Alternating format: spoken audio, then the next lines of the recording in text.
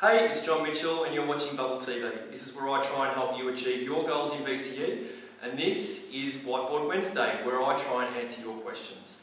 And today's question comes from Matt, which is again from YouTube, and he writes, there are so many definitions in the business management book.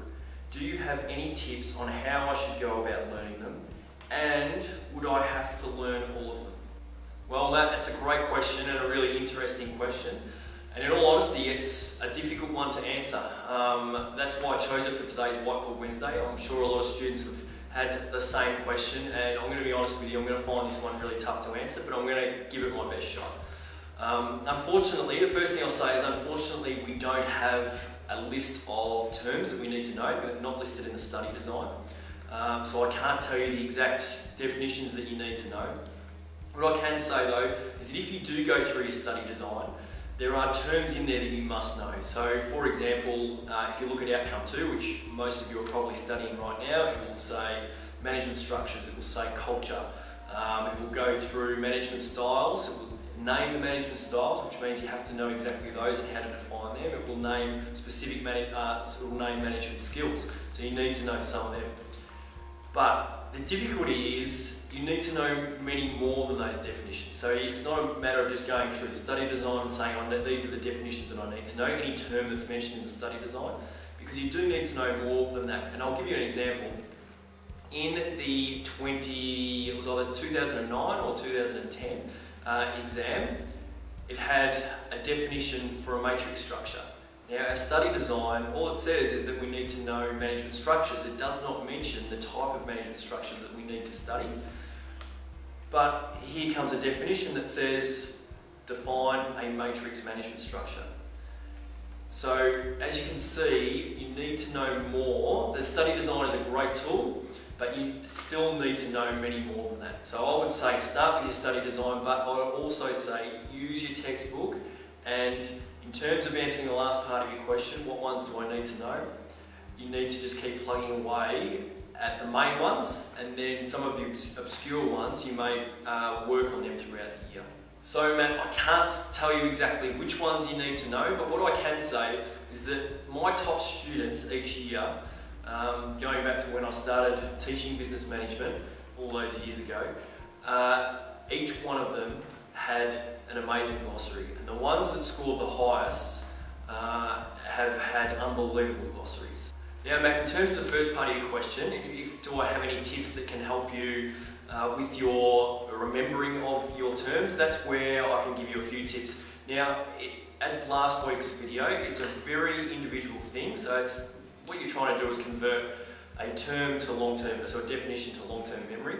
How you do that, very individual, but here are a few things that you can do, and I'm going to be honest, you may not like all of them. Now the first thing you need to do is you need to write them out. Now I know that's unfortunate because it is really time consuming, but it is a great method and a proven method to convert definitions to long-term memory. When I first read your question, Matt, I went to my students that are in Year 12 this year that did business with me last year, so they did it as a Year 11 subject. When they were in Year 11, I should say. And 4 of them got a score above 40, so that was fantastic. But I asked them pretty much your question and said, what did you find really helpful when you were trying to remember definitions? And every single one of them said, number one, they had to write them out. And the next thing that I always encourage my students to do is if they're struggling or they have a long definition, is to chunk it into certain sections and then just simply put a letter in front of the section that represents what that is trying to say. So I'll give you an example here.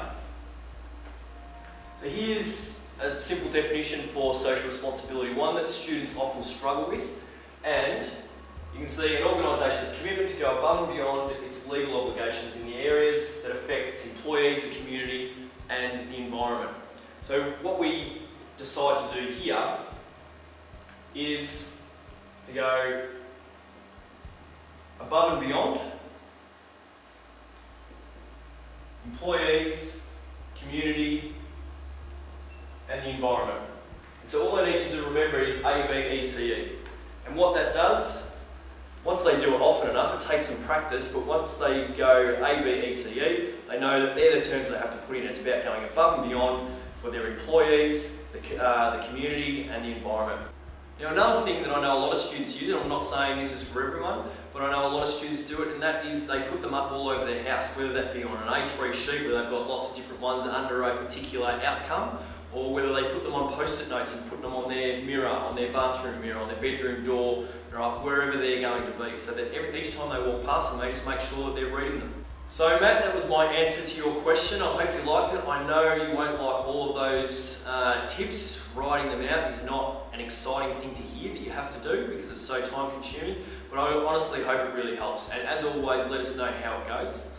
We'd be really interested to see how you're going in your SACs. Now it's over to all you guys. What I want to know is, what do you do to try and remember these definitions? It is so crucial in this subject because there are so many definitions. I want to know, what exactly do you do to help you convert those terms to long-term memory? To let us know what you do to help you convert those terms to long-term memory, then come over to teachingbubble.com/blog and leave your answer in the comment section. That's where all the great conversation happens. If you think this video will help you remembering your definitions, then like it, and we'd love you to share it with all your friends. And if you want even more free resources to help you achieve your goals in VCE this year, come over and check us out at the only place to be, teachingbubble.com. Continue to stay focused on your goals and dreams. Work hard and don't be scared to ask for help. You really can achieve what you set your mind to. Thank you so much for watching, and I'll see you next time on Bubble TV.